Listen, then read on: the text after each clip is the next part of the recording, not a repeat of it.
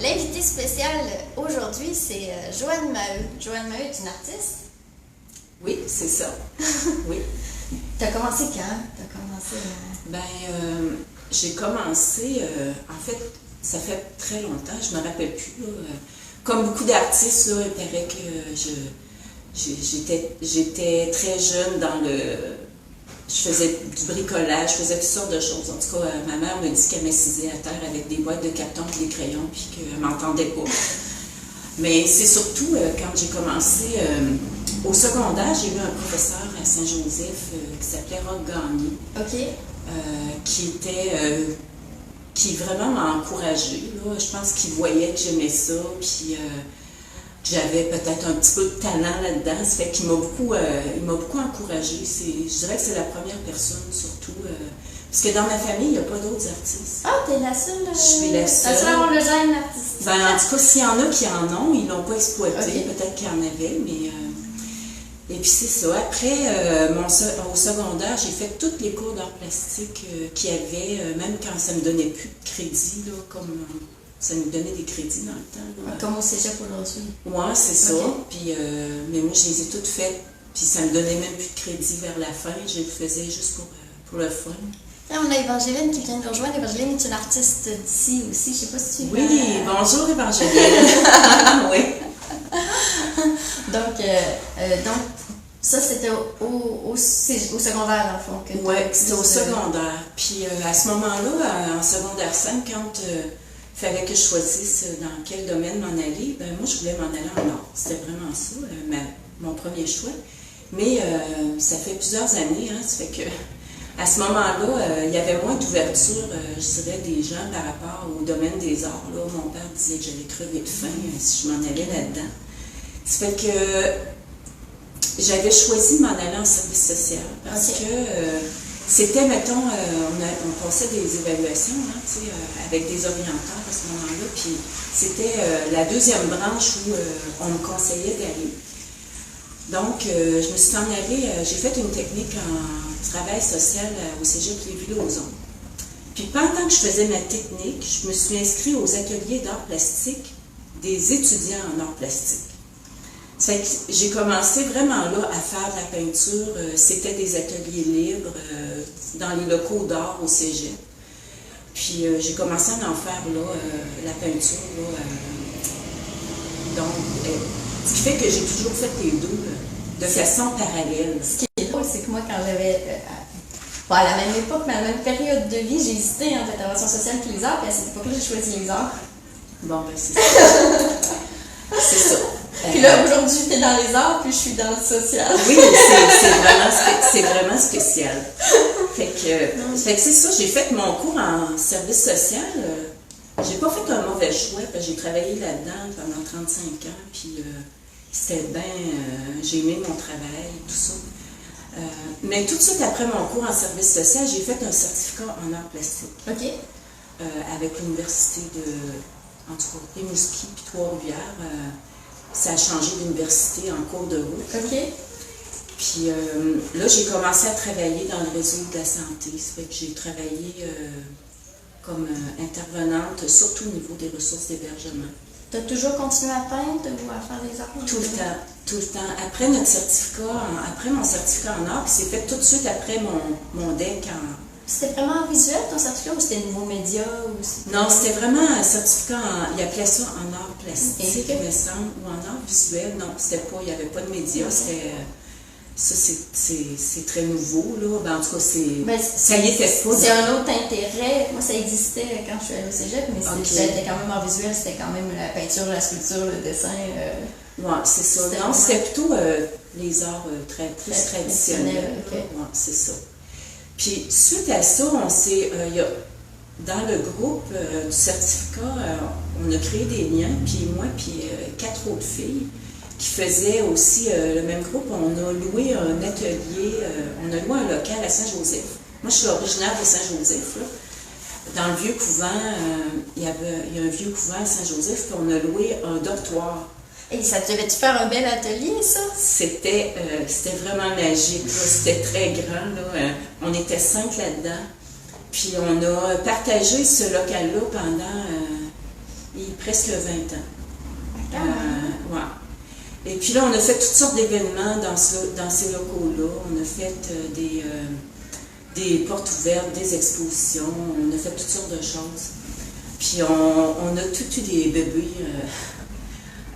On les amenait, ils étaient tout petits, on les mettait à vous place. avez vraiment l'atmosphère d'un atelier d'art, Oui. comme on n'en trouve plus vraiment, en fait. Oui, c'est ça. On a eu vraiment cette atmosphère-là là, d'atelier d'artistes. On pouvait y aller quand on voulait. On n'était pas toujours là les cinq, là, mais on avait chacun notre clé, puis on allait travailler là. OK. Fait que ça a été vraiment agréable, sauf qu'on a dû abandonner l'atelier à peu près, en tout cas, je pense que c'est 20 ans qu'on l'a eu. C'est qu'ils ont rénové la bâtisse, parce que c'est un bâtiment historique. Puis là, ben, après ça, le coût du loyer était beaucoup plus élevé. Fait qu'on on a abandonné le local qu'on avait. Ah. Puis tu t'es reviré comment pour peindre? Ben là, chez moi, je me suis fait un atelier chez moi. Puis moi, ben, parallèlement à ça, j'ai fait beaucoup de choses aussi. Francine nous dit bonjour à Mariam et Joanne. Bonjour, Francine. Francine est musicienne. Ah ben oui, je la connais bien. Bonjour, je connais très bien Francine. C'est ça. Parallèlement à l'atelier qu'on avait, on avait aussi des démarches personnelles. On faisait beaucoup de choses en groupe, mais on avait aussi des... Fait que moi, pendant ce temps-là, j'ai fait,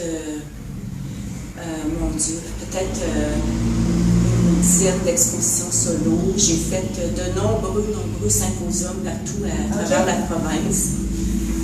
J'en ai fait pas mal, finalement. Puis peindre dans un symposium devant des gens, est-ce que ça change toute ta création en atelier quand tu es toute seule avec... Oui, ça change parce que c'est différent parce que quand on est en symposium, les gens nous parlent. Hein? Oui. Puis moi, c'est ça, pendant les symposiums, j'avais tout le temps un malaise parce que je savais pas si je devais m'avancer, parler au monde ou pas leur parler. Des fois, je sentais que les gens aimaient mieux être comme en retrait puis regarder. Puis... Fait que je me suis mis à faire des petits portraits. J'invitais les gens à s'asseoir pour une demi-heure, 3/4 d'heure, puis je les dessinais. Comme un portraitiste de rue dans le Vieux-Québec ou dans les grandes villes, en fait, qui ont tous... À la différence que moi, je ne suis pas une portraitiste du tout. Je ne faisais pas nécessairement leur visage, mais moi, j'étais très attirée par la posture, la position. OK. Moi, j'appelais ça des portraits d'attitude, parce que c'était plus... moi, je me suis toujours dit que la façon dont on se positionne, on s'assoit sur le divan, tout le monde a une façon de s'asseoir. Oui, tout à fait. Ça décrit autant la personne que son visage. Oui, on peut même voir, en voyant d'autres quelqu'un qui est très tendu ou très triste ou juste... c'est ça. L'attitude, ben, c'est le non-verbal. Fait que je faisais pas les visages, mais je dessinais, je faisais des petits croquis des personnes. Fait que ça m'aidait à rentrer en relation avec les gens, puis là, les gens s'arrêtaient, me posaient des questions, puis pour moi, c'était plus facile de faire ça comme ça. Puis ça, ben, ça m'a amené à un projet assez particulier, que je dirais qui était le plus gros projet que j'ai mené dans toutes mes années. C'est qu'un moment donné, j'ai décidé de faire 365 portraits. Oh mon Dieu, gros défi, ça! Oui, c'est ça. J'ai fait ça au pastel à l'huile, là, sur des petits formats de 4 pouces par 4 pouces. Il y en a peut-être dans la vidéo qui écoutent le live ou qui vont l'écouter, qui ont participé à mon projet parce que j'ai dessiné beaucoup de femmes à Saint-Georges, justement, mais pendant mes symposiums. Je ne compterai pas toute l'histoire du projet, mais finalement, toute cette histoire-là, ça a abouti à faire un événement où les portraits ont été exposés au musée Marius Barbeau et revendus pour le Centre des maladies du sein de Québec. OK. En tout cas, il y a eu tout un enchaînement, c'était pas prévu pour ça au début, mais j'ai croisé, il y a eu des gens sur ma route qui ont fait qu'à un moment donné, j'ai dit, bon, ben, je vais les faire au moins pour une cause. Puis, c'est ça. Fait que j'en ai fait 365, ça a pris, tout le projet m'a pris 10 ans, à peu près. Parce que j'en faisais pas un par jour, là, mais j'en faisais chaque fois que j'avais des... T'as de la constance dans tes, dans tes projets puis dans tes idées, parce que t'aurais pu lâcher en cours de route puis faire j'en ai fait 100, c'est correct. Ouais, ben c'est ça. Ben souvent, je me suis dit, hey, dans quoi je me suis embarquée? Mais c'est comme à un moment donné, tu te dis, ben là, je peux plus reculer, j'en ai trop de fait, je l'ai trop diffusé, j'en ai trop parlé, je peux plus m'arrêter là. Puis là, j'ai eu beaucoup d'aide, entre autres de la FEAS à Saint-Georges, qui est, sûrement que vous connaissez ce regroupement-là, les femmes. Là, Ah, bonjour Ginette, je n'avais pas vu que tu nous avais salué. Oui. Bonjour. La FEAS m'a beaucoup aidé à recruter des femmes pour faire mes portraits. OK. Donc, à la fin, j'étais rendue bien bonne. J'étais rendue que ça me prenait 30 minutes de faire un portrait. C'est qui court. Oui, c'est ça. Mais c'est ça, hein, la pratique du dessin, c'est ça, justement, c'est à force d'en faire. Fait que ça, c'était un de mes plus gros projets. Si jamais ça vous tente d'aller voir mon site Internet, c'est facile, c'est joannemaheu.com. Ah, c'est simple. C'est très simple. Puis, vous allez dans la section Femmes un jour, Femmes toujours. Puis vous allez voir toutes les... ils sont toutes là, les 365 que j'ai faites. Puis généralement, quand tu fais pas des attitudes, que tu es plus dans le figuratif, tu es dans l'abstrait? Non, je suis vraiment dans le figuratif. J'aime la peinture abstraite. Je vais prendre une gorgée d'eau, j'ai appris ça. Hey, prenez votre café pendant ce temps-là, ou votre tisane, ou votre verre de cognac. Mon arrière-grand-mère, elle prenait ça. Le matin? Elle a vécu jusqu'à 94 ans. Ah, ben, il était fait fort, hein? Ah oui, c'est ça. Moi, c'est ça, je disais que moi, j'aime ça, la peinture abstraite, mais ça m'allume pas moins d'en faire. Oui, je comprends. C'est ça. Je travaille surtout en faisant des séries. Il y a eu cette série-là, Femmes un jour, Femmes toujours, qui a duré très longtemps, mais il y en a eu d'autres, comme des passages éphémères,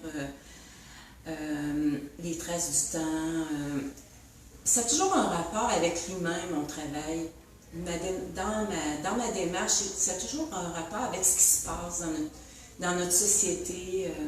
Dans celles qui sont sur les murs ici, c'est lesquelles qui sont de toi? C'est les deux. On va les montrer. Attends un petit peu. On va montrer les quelques œuvres qui sont ici de Joanne. Ici. Un petit peu, je cherche comment tourner la caméra. Ici. Donc celle-là. Celle-là, ouais. Ça, c'est dans une série de passages? Ou... Oui, en fait, ça, c'est une série plus urbaine. Ah, et celle-là fait partie de la série Saint-Georges autrement vu. OK. C'est la porte de la Saint-Vincent-de-Paul dans l'Ouest.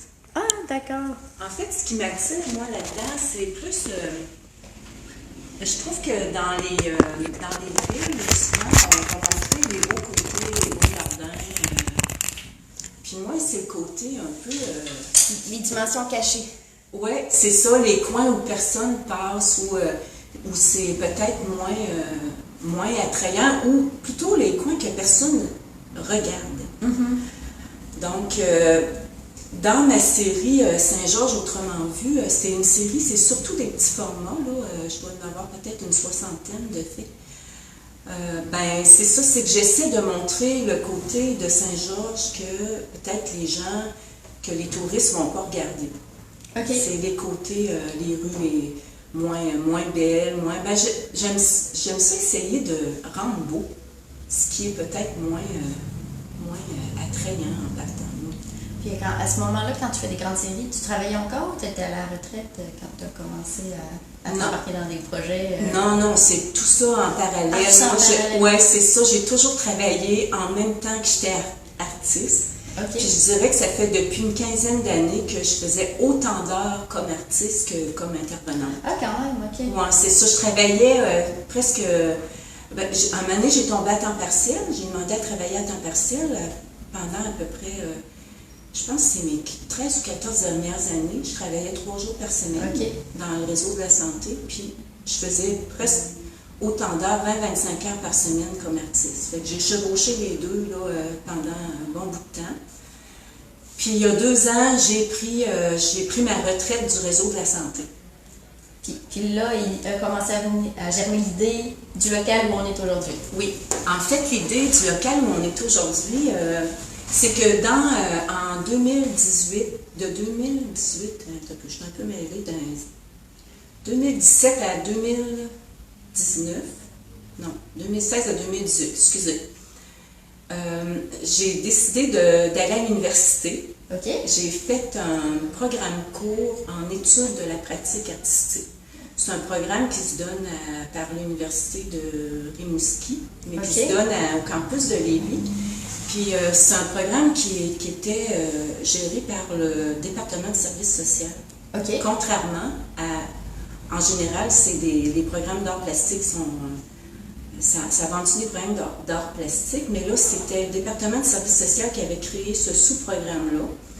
Puis c'est parce que ça a toujours un lien, justement, avec... le milieu, la communauté. Le milieu, la communauté, mais aussi le processus. Plus axé sur le processus artistique que sur le produit final. Oui, dans la ligne de l'empowerment d'aujourd'hui, dans les interventions, là. Oui, c'est ça, justement. Okay. Puis là, on voyageait ensemble, moi puis Julie Morin. Julie Morin, c'est ma partenaire avec moi qui a créé l'atelier ici, qu'on a ouvert cet atelier-là. Je vais en parler un petit peu plus loin. On voyageait en auto pendant 2 ans de temps. On avait des travaux à faire, puis c'est comme ça que l'idée de l'atelier communautaire a germé. On s'est dit, l'art, ça devrait être accessible à tout le monde. Tout le monde devrait pouvoir faire quelque chose, peu importe qu'il y ait du talent ou pas, parce que l'important, c'est justement, il y a tout le plaisir attaché à la création. À la création, justement. Et vous aussi, vous qui nous écoutez, pensez-y à l'acte de création, que vous ayez ou pas du talent, parce que c'est l'acte lui-même qui peut vous faire du bien.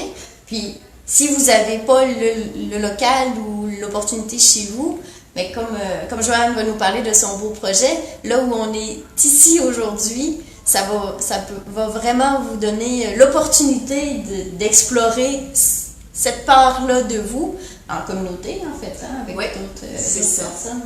C'est ça. Fait que c'est ça, fait que finalement, moi puis Julie Morin, on voyageait en auto, on a dit, hey, ce serait le fun d'avoir un local à Saint-Georges pour les artistes, mais aussi pour tout le monde qui pourrait venir travailler, créer, puis aussi avoir un côté social pour échanger avec les autres, partager des connaissances aussi, parce qu'il y a des gens qui ont toutes sortes de connaissances, puis on peut s'apporter des choses d'une personne à l'autre. Et on a commencé à faire des démarches. On a commencé tranquillement. Nous, on est membre de Artistes et Artisans de Beauce. Il y en a certainement qui connaissent l'organisme qui existe depuis 30 ans, 25 ou 30 ans en tout cas. On a commencé par rencontrer les membres en disant, pensez-vous que ça pourrait être une bonne idée de faire ça? Puis les gens, en tout cas, on a eu un accueil favorable. De fil en aiguille, on a eu un contact avec, là, je saute des étapes parce qu'il y en a eu quand même beaucoup. On a eu un contact privilégié avec Olivier Duval, qui est un organisateur communautaire à Saint-Georges, mais aussi le directeur de la cabane à swing, pour ceux qui connaissent la cabane à swing. Lui, c'est vraiment lui qui nous a aidés à démarrer notre projet. On a eu à rencontrer des gens du ministère, de la ville, en tout cas, on a rencontré beaucoup de monde. On est en train de faire l'historique justement sur notre page de l'atelier. À l'atelier Joie le Vert, en fait, c'est le nom de l'atelier dont elle est en train de nous parler présentement. Oui, c'est ça. On a eu une petite subvention du ministère de la Culture pour organiser des ateliers de ruches d'art mobile. Ça, c'est des ateliers artistiques pour lesquels tout le monde peut participer. Okay? Pas besoin d'avoir un bac en art, pas besoin d'avoir du talent, c'est vraiment pour le plaisir de créer.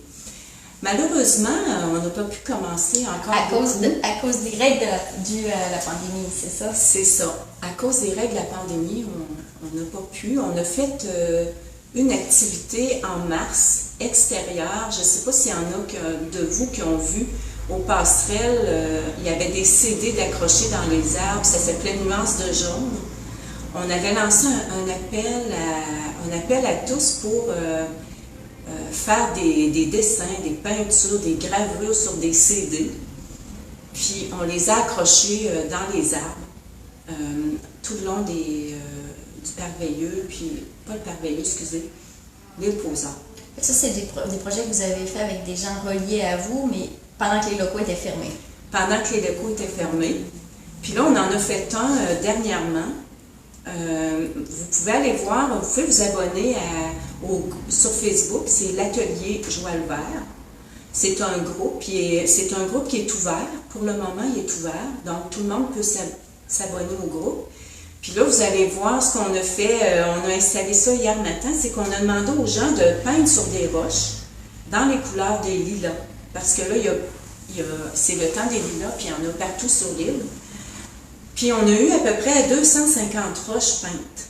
Autant par des petits, très petits enfants. Là, je pense que les plus jeunes avaient 2-3 ans, jusqu'aux grands enfants de 75 ans.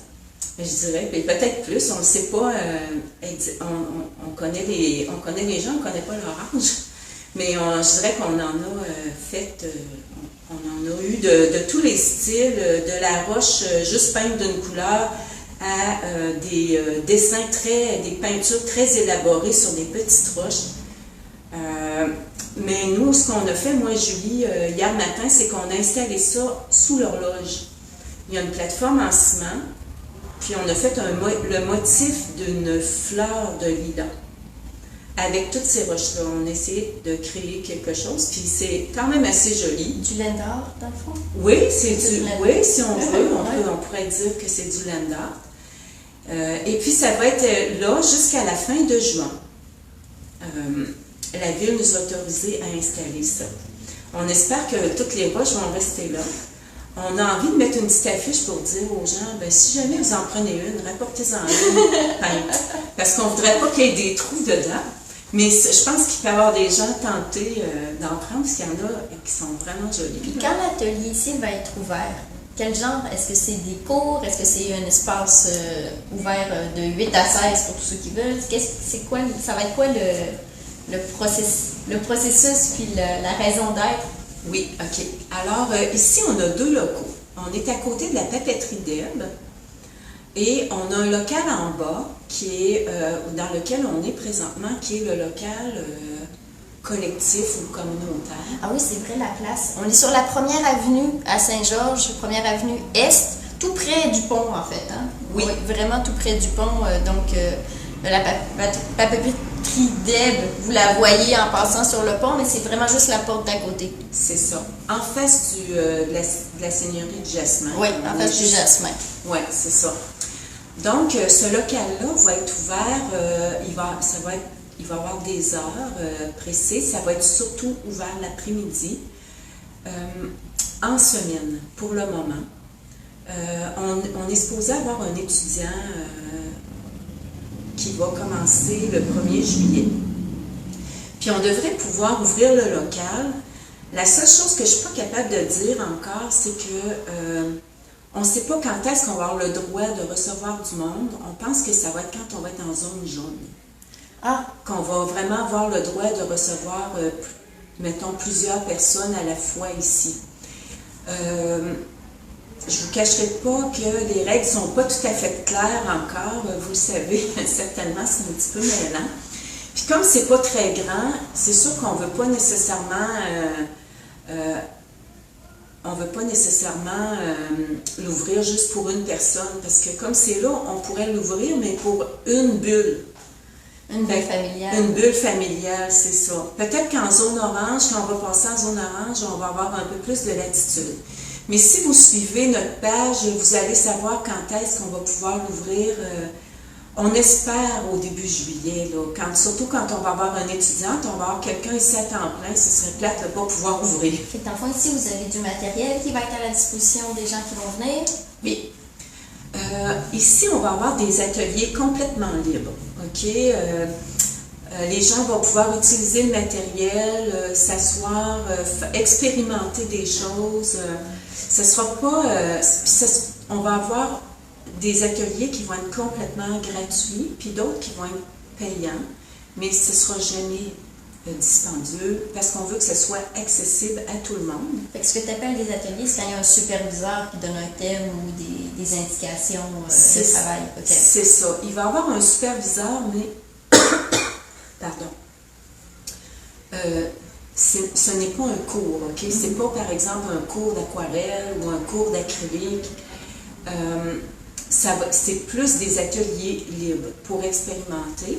Par contre, à l'automne, on a vraiment l'intention d'organiser aussi des cours qui, là, vont être beaucoup plus structurés.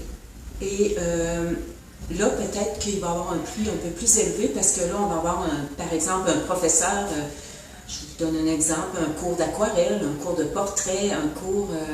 là, il va falloir charger un coût parce qu'on va avoir des professeurs à payer.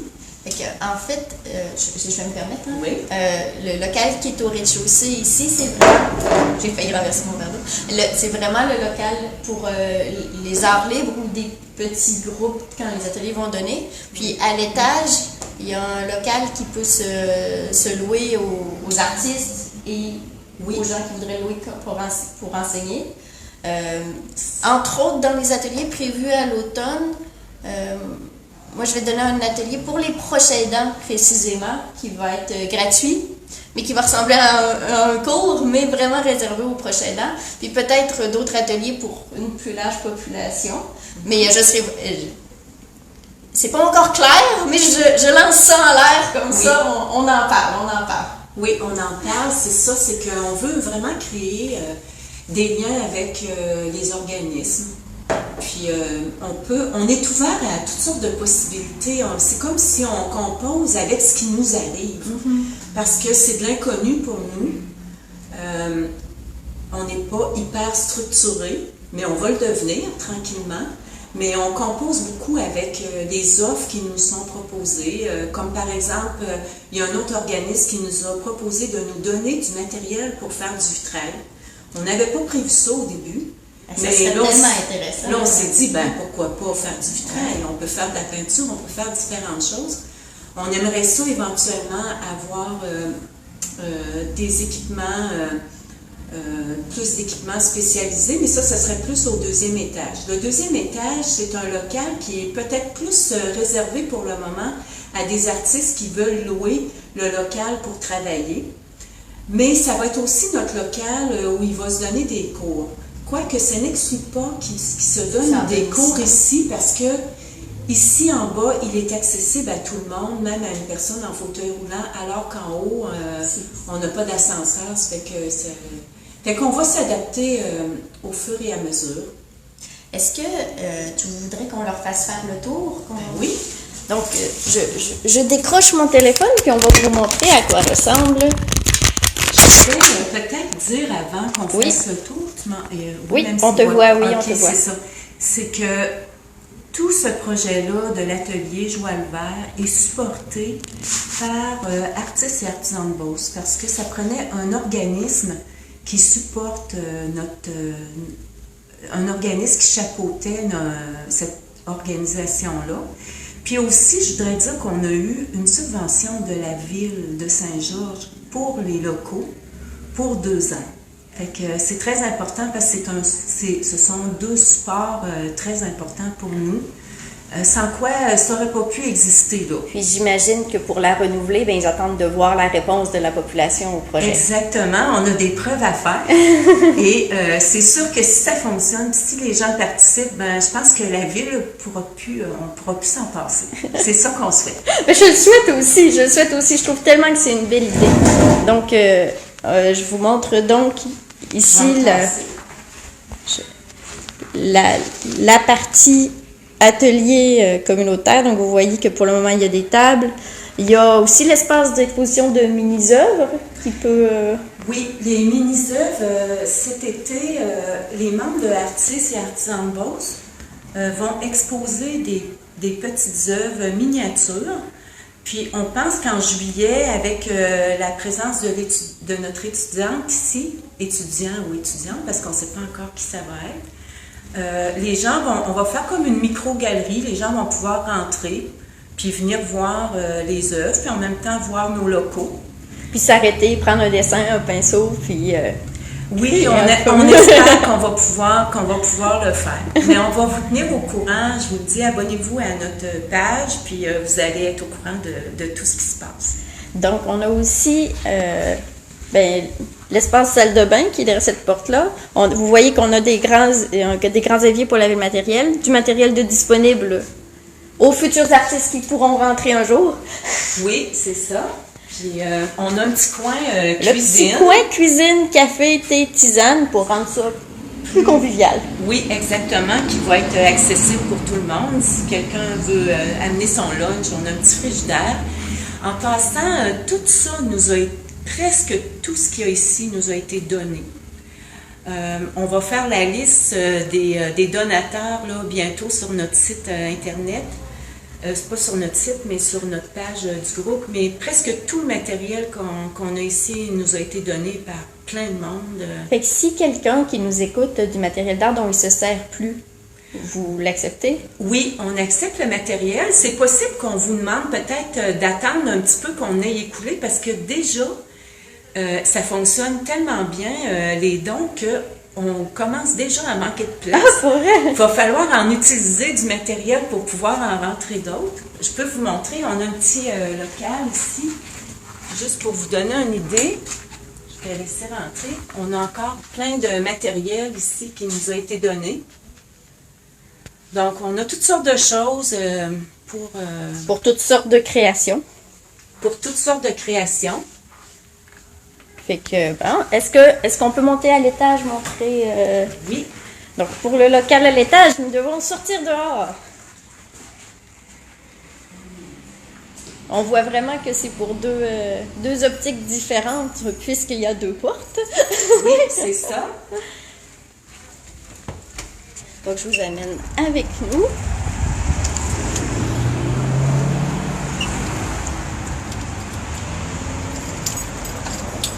Donc, vous voyez que c'est la même porte que le VG Café, qui n'est pas encore ouvert non plus, mais... Donc, ce local-là, évidemment, il faut le réserver ou le louer si vous êtes membre d'Artisans de Beauce. Les gens qui sont pas membres peuvent aussi louer. C'est OK. juste que les tarifs D'accord, OK. sont différents. Donc, vous voyez...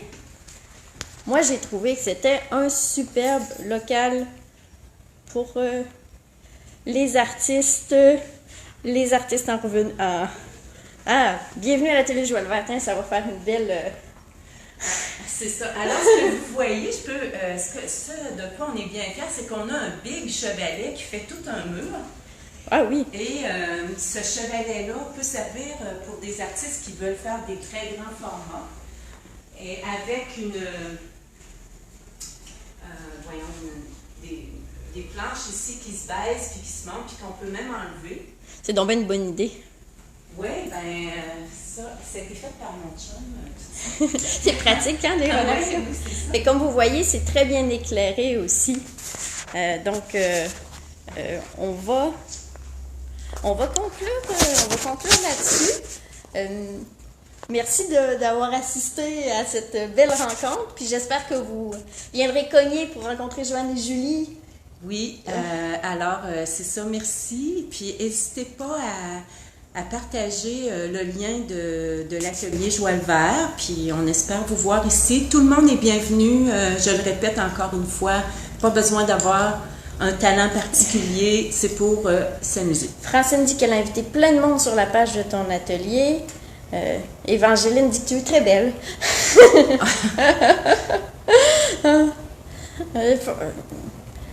Fonglin nous dit qu'elle aime beaucoup notre organisme. Donc, Hey, on a plein de petits pouces bleus en plus qui apparaissent, de gens qui approuvent. Et, Alors, donc, on espère vous revoir autant à la BBS qu'à l'atelier. Oui. Profitez du soleil. Bonne journée à vous. Ben merci, bonne journée.